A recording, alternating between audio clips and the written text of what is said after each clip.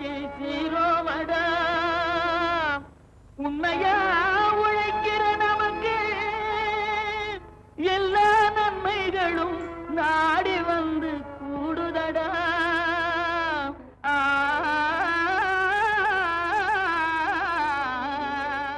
மாத்தி யோசிச்சேங்க பகுதியில் கரூர் மாவட்டம் திருச்சி மணப்பாறை சாலையின் வலது புறத்தில் கடுமையான சூரிய ஒளி மழையில் நனைந்து கொண்டிருக்கும் புழுதேரி எனும் குக்கிராமம்.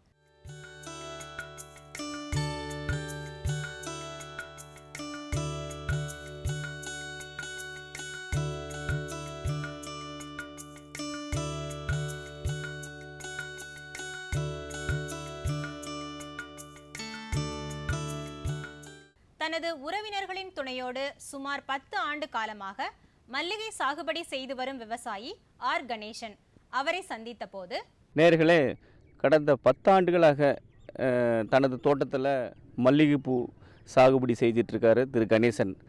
அவரை தான் நம்ம இப்போ சந்திக்க போகிறோம். வணக்கம் கணேசன். சரிங்க, என் பேர் கணேசங்க.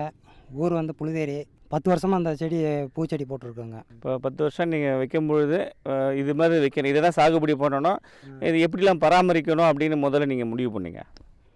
இது வந்துங்க வருஷத்துக்கு ஒரு தடவை கட் பண்ணணுங்க. கீழே அடியிலையும் மேலேயும் கட் பண்ணணுங்க. கட் பண்ணி அதுக்கப்புறம் வந்து கொத்தணுங்க. கொத்தி அப்புறம் வந்து உரம் குப்பை போடணுங்க. குப்பை போட்டு அதுக்கப்புறம் பூச்சி தாக்காமல் மறந்தடிக்கணுங்க. சரி, இப்போ உங்கள் தோட்டத்தில் இந்த மல்லிகைப்பூலாம் பார்த்தேன் நான். இதில் இந்த சைஸ் வந்து ஆரம்பத்தில் நீங்கள் வச்சது மாதிரி இருக்குமா, இல்லை அந்த 10 வருஷத்தில் இந்த செடி வெட்ட அதே, இல்லை அதனுடைய தரம் குறைஞ்சிட்டே போயிட்டு இருக்குமா? தரம் வந்து பூ வந்து சின்ன இளஞ்செடியில் வந்து பெருசாக இருக்குங்க. கொஞ்சம் வயசாக கொஞ்சம் பூ தரம் குறைஞ்சிக்கிட்டு தாங்க வரும். ஆனால் சரக்கு வந்து குறையாதுங்க. சரக்கு வந்து எடுத்துக்கிட்டு இருக்குங்க. சரி, இப்போ வந்து இன்னும் எத்தனை வருஷமாக இந்த செடியெல்லாம் இருக்கும்ப்பா? இன்னும் 10 வருஷத்துக்கு வச்சுருக்கலாங்க இந்த செடி. இது 10 வருஷமாக இதே தான் செஞ்சிட்ருக்குறோம்ல. ஆமாங்க. இதை வந்து நீங்கள் பிஸ்னஸ், வணிகம் சொல்லுவாங்க, பிஸ்னஸ் பண்ணுறது.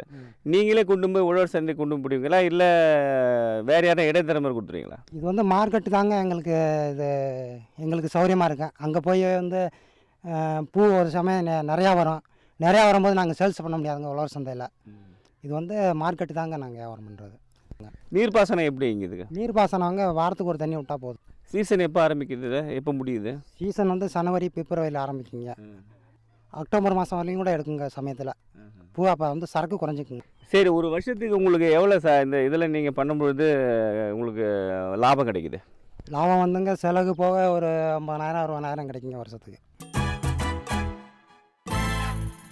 நிறைய சத்துக்கள் நிறைந்த முக்கிய உணவு பயிர் கேழ்வரகு. இதில் நிறைந்துள்ள ஊட்டச்சத்துக்களால் எல்லோராலும் முக்கிய உணவாக பரிந்துரைக்கப்படுகிறது. கேழ்வரகு சாகுபடி தொழில்நுட்பங்கள் குறித்து கிருஷ்ணகிரி மாவட்டம் வேளாண்மை அறிவியல் நிலையத்தின் உழவியல் துறை தொழில்நுட்ப வல்லுநர் திரு எஸ் சேகர் அவர்கள் தரும் விளக்கம்.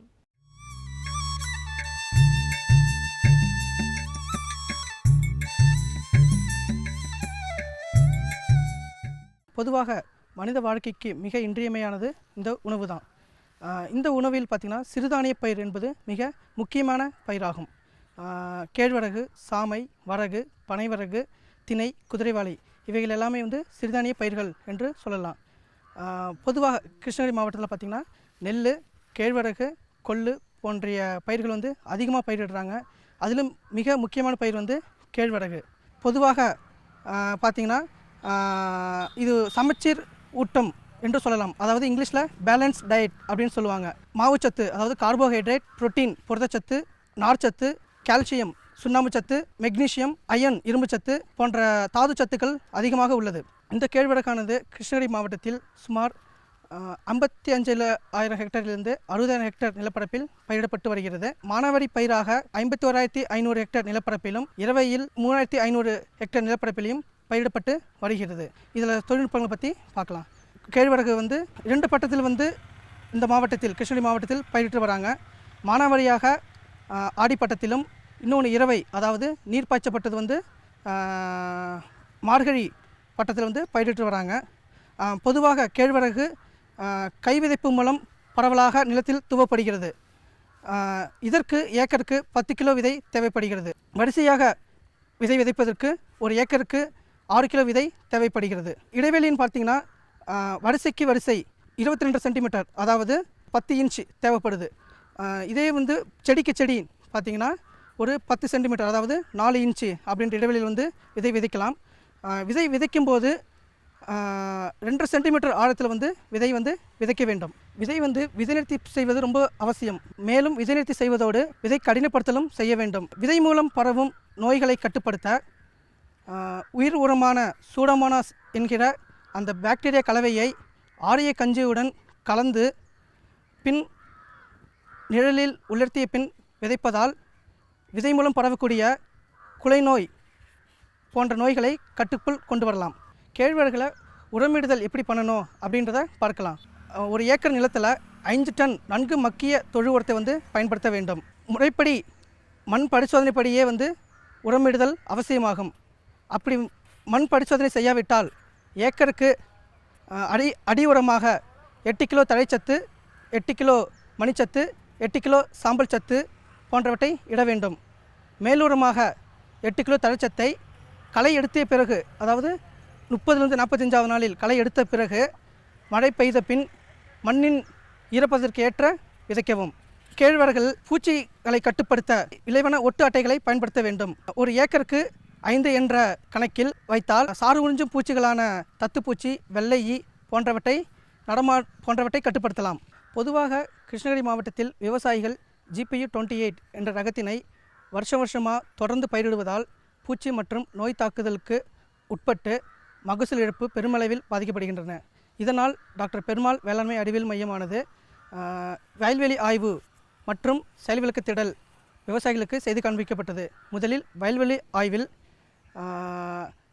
Paiyur 2, கேழ்வரகில் Paiyur 2, CO14, L5, MR4, MR6 போன்ற ரகங்களோடு ரகத்தினை மதிப்பீடு செய்து காண்பிக்கப்பட்டது. இதில் நன்கு பூச்சி மற்றும் நோய் தாக்குதலுக்கும் மேலாக மற்றும் வறட்சி தாங்கி நின்ற ரகங்கள்னு பார்த்தோம்னா பையூர் 2, CO14 ஆகிய ரகங்களாகும். இந்த ரகத்தினை செயல்விளக்கத்திடல் மூலம் விவசாயிகளுக்கு சில தொழில்நுட்பங்களோடு செய்து காமிக்கப்பட்டது. அதாவது நல்ல சான்று பெற்ற விதைகளை விவசாயிகள் பயன்படுத்த வேண்டும். மேலும் விதைகளை விதை நிறுத்தி செய்யவும், விதை நிறுத்தி செய்வதுடன் விதைகளை மானாவாரி பயிராக இருந்தால் கடினப்படுத்துதல் மிகவும் அவசியமாகும். அது மட்டும் இல்லாமல் வறட்சி காலத்தில் மண்ணில் ஈரத்தன்மை இல்லாத போது பயிர்களுக்கு சத்து கொடுக்க வேண்டும் என்றால் தண்ணீரில் கரையக்கூடிய உரமான 19-19-19, அதாவது தழைச்சத்து 19, மணிச்சத்து 19, சாம்பல் சத்து 19 ஆகிய அந்த உரங்களை தண்ணீரில் கரையக்கூடியவை. இதில் 0.5%, அதாவது 0.55% என்ற மூலம் இலைவழி தெளிப்பு மூலம் மேலுரமாக பயிருக்கு இடலாம். விவசாயிகள் நன்கு சான்று பெற்ற விதைகளை பயன்படுத்துவதும் நல்ல தொழில்நுட்பங்களை கடைபிடிப்பதன் மூலம் ஒரு ஹெக்டருக்கு சுமார் 2000 அல்லது 2500, 2700 கிலோ வரை மகசூல் பெறலாம். நேயர்களே, இன்றைய பொன் விளையும் பூமி நிகழ்ச்சியில மதுரை அண்ணாநகர் உழவர் சந்தை குறித்தும் கேழ்வரகு சாகுபடி தொழில்நுட்பங்கள் குறித்தும் பார்த்திருப்பீங்க. மிகவும் பயனுள்ளதாக அமைந்திருக்கும் என்று நம்புகிறோம். இந்நிகழ்ச்சி பற்றிய உங்களது கருத்துக்களும் ஆலோசனைகளும் வரவேற்கப்படுகின்றன. எங்களது மின்னஞ்சல் முகவரி ddagri05chennai@gmail.com. மீண்டும் நாளைய பொன் விளையும் பூமி நிகழ்ச்சியில் சந்திப்போம். நன்றி, வணக்கம்.